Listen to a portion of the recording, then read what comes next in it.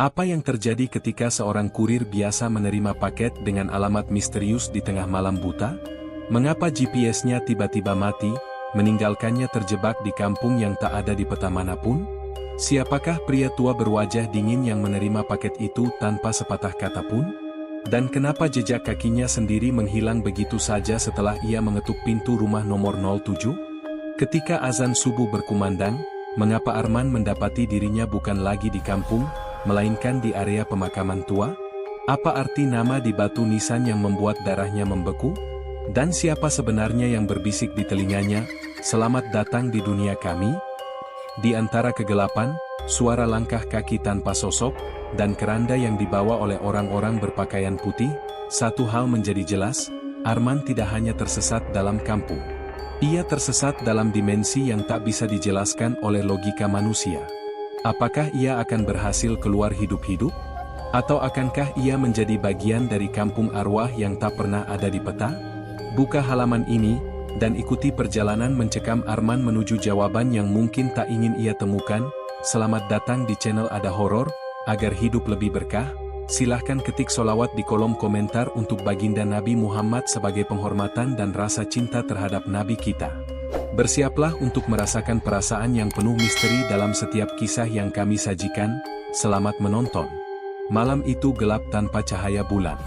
Udara dingin menusuk tulang, dan jalanan yang Arman lalui semakin menyempit, dikelilingi oleh pepohonan tinggi yang seakan menutup jalan. Angin malam berbisik di telinganya, membawa aroma tanah basah yang entah kenapa membuat bulu kuduknya berdiri.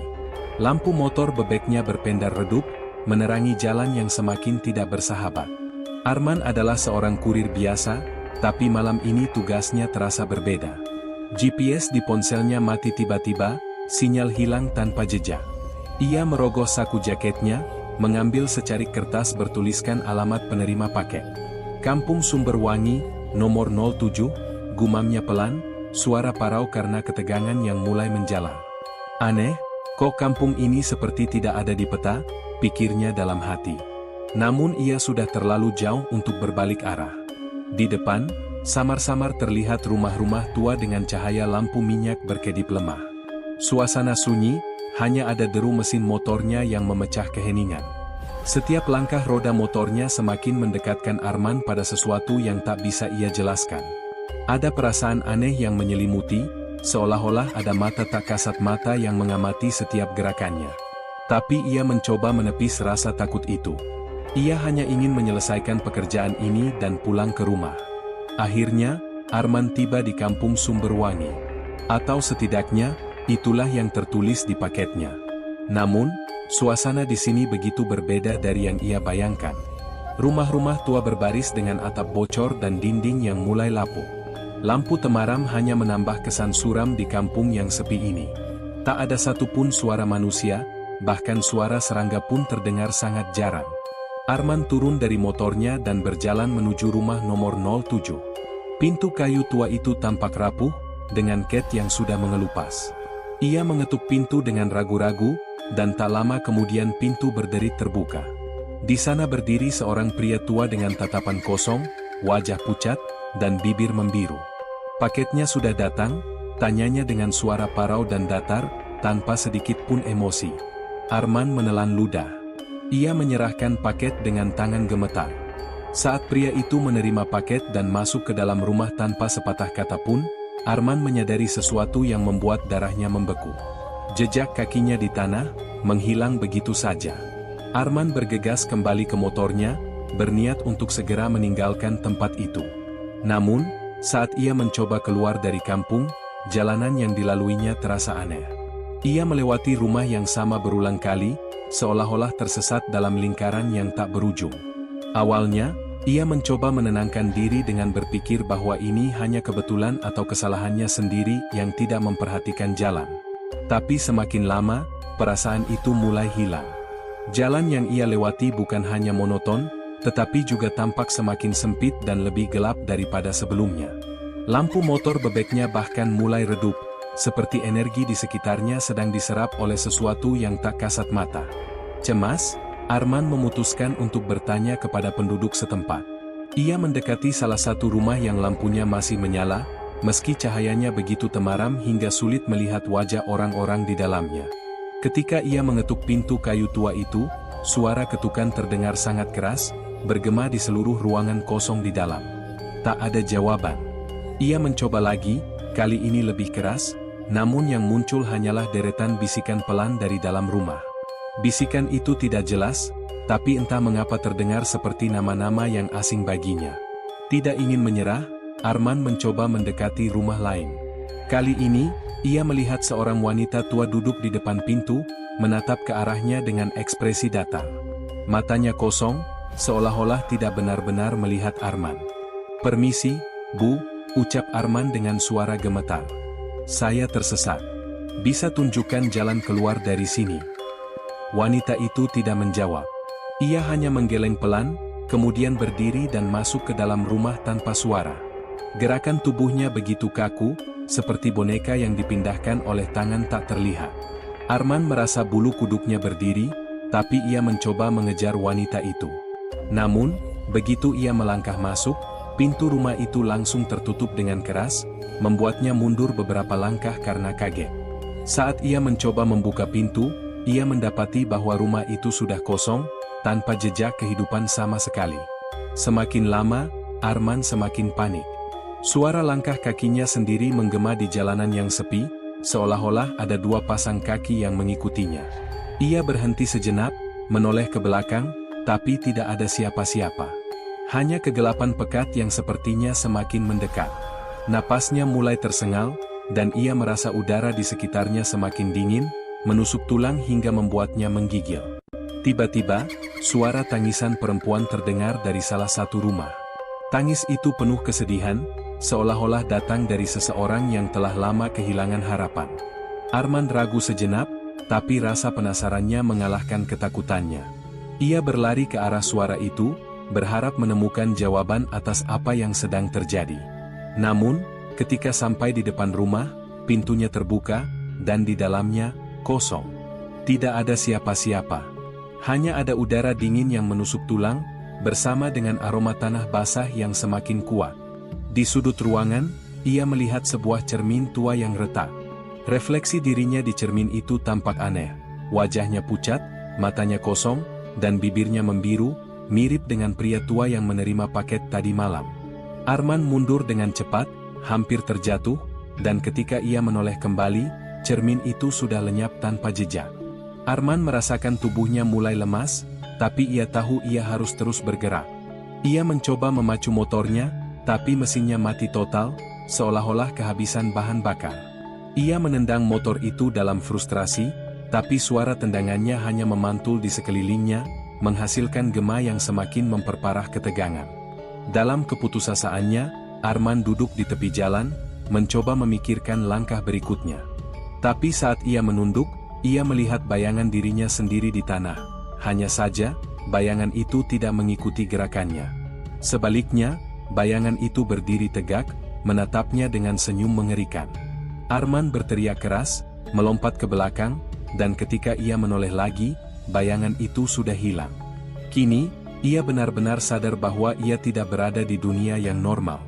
Ada sesuatu yang tidak beres dengan kampung ini, dan ia mulai merasa bahwa ini bukanlah tempat yang bisa ditinggalkan begitu saja. Setiap detik yang berlalu terasa seperti abad, dan napasnya semakin berat. Ia harus menemukan cara untuk keluar, tapi setiap upayanya hanya membawa dirinya kembali ke titik awal. Di tengah kebingungannya, ia melihat sebuah anak kecil berdiri di kejauhan, memandangnya dengan mata besar yang penuh rasa iba. Anak itu mengenakan pakaian putih kotor, dan kakinya tampak tidak menyentuh tanah. Arman ingin memanggilnya, tapi suaranya tercekat di tenggorokan. Anak itu tersenyum tipis, lalu menghilang ke dalam bayangan pepohonan. Arman tahu bahwa ia tidak punya banyak waktu.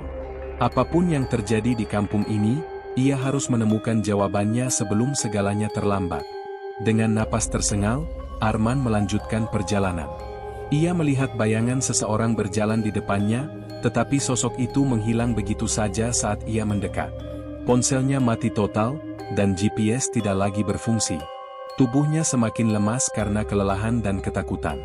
Setiap langkah yang ia ambil terasa seperti berjalan di atas lumpur pekat yang menyeretnya semakin dalam ke jurang ketidakpastian.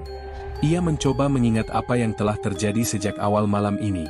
Bagaimana ia menerima paket dengan alamat aneh, bagaimana GPS-nya mati tanpa peringatan, dan bagaimana kampung ini terasa semakin tidak nyata setiap detiknya.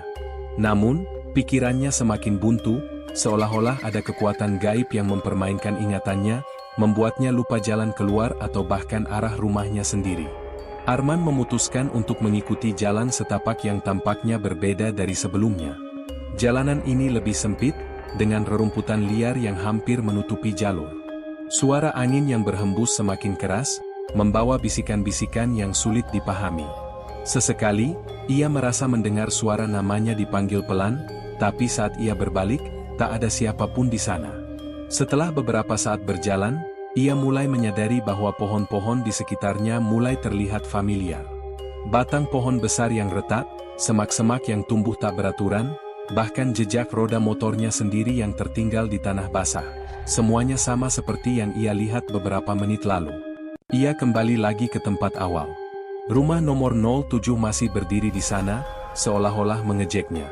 Jendela-jendela rumah itu tampak kosong, namun Arman bisa merasakan sepasang mata tak kasat mata yang mengamati setiap gerakannya dari balik kaca kotor itu. Tiba-tiba, suara azan subuh berkumandang dari kejauhan, memecah keheningan malam yang mencekam. Awalnya, suara itu terdengar seperti penyelamat bagi Arman. Ia merasa lega, seolah-olah suara itu adalah pertanda bahwa ia akan segera keluar dari mimpi buruk ini. Namun, rasa lega itu hanya bertahan beberapa detik. Saat ia menoleh ke arah suara, ia melihat sekelompok orang berpakaian putih mengusung keranda melewati jalanan kampung. Langkah mereka seragam, tanpa suara, seolah-olah mereka bukan makhluk hidup. Salah satu dari mereka menatapnya dengan pandangan tajam, menusuk jiwanya hingga ke dasar. Arman merasakan tubuhnya membeku, tak mampu bergerak. Pandangannya mulai kabur, dan ketika ia berkedip, suasana di sekitarnya berubah drastis. Kampung yang tadinya sunyi dan sepi kini berubah menjadi area pemakaman tua yang luas. Batu-batu nisan berdiri di mana-mana, tertutup lumut dan semak belukar. Udara dingin yang menusuk tulang semakin intens, dan lampu temaram yang tadinya bersinar di rumah-rumah kini digantikan oleh cahaya redup dari lilin-lilin kecil yang diletakkan di atas kuburan.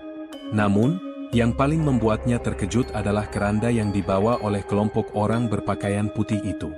Mereka berhenti tepat di depan salah satu makam, dan tanpa sepatah kata pun, mereka mulai menurunkan keranda itu ke tanah.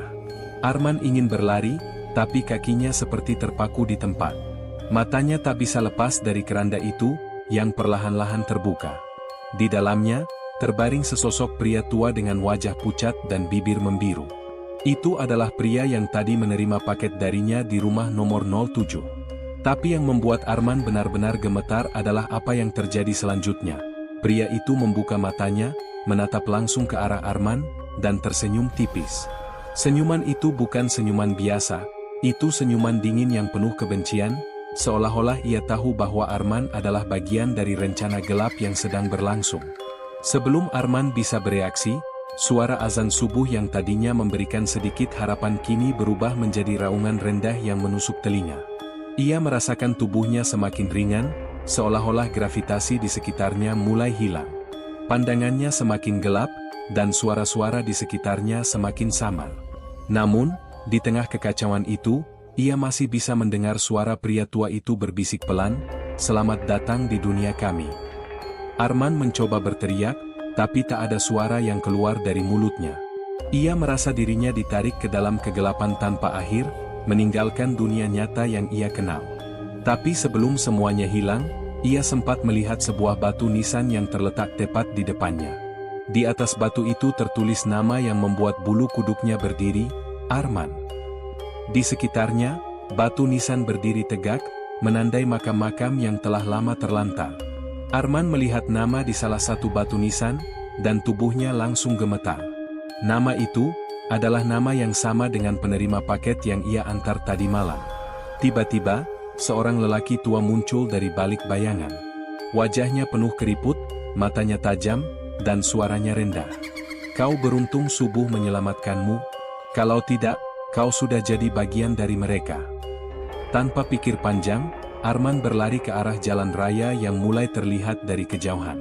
Napasnya tersengal, kakinya terasa seperti lumpuh, tapi ia terus berlari. Saat ia menoleh ke belakang, kampung itu sudah menghilang, hanya tersisa area pemakaman yang sunyi. Di tangannya, masih ada resi paket yang tertulis dengan tinta merah, diterima oleh Arman. Arman akhirnya sampai di jalan raya, tubuhnya lemas, keringat dingin membasahi seluruh tubuhnya. Ia menoleh sekali lagi ke arah kampung yang baru saja ia tinggalkan, tapi yang ia lihat hanyalah hutan gelap yang tak berujung. Ia naik ke motornya dan memacu kendaraannya secepat mungkin, meninggalkan kengerian itu di belakang. Namun, saat ia tiba di rumah, ia menyadari bahwa resi paket itu masih ada di tangannya. Tulisan di atasnya semakin memudar, tapi ada satu kalimat yang tertulis dengan jelas di bagian bawah, "Selamat datang di kampung kami." Arman menatap resi itu dengan mata terbelalak. Ia menyadari bahwa ia mungkin belum sepenuhnya bebas dari kampung tak berpeta itu. Tamat. Jika kamu suka dengan cerita-cerita seperti ini, jangan lupa untuk like, subscribe, dan tekan tombol loncengnya agar kamu tidak ketinggalan cerita-cerita seru lainnya. Jangan lupa juga untuk share video ini ke teman-temanmu, agar lebih banyak orang yang bisa menikmati kisah-kisah menarik dan seru di channel kami. Terima kasih sudah menonton.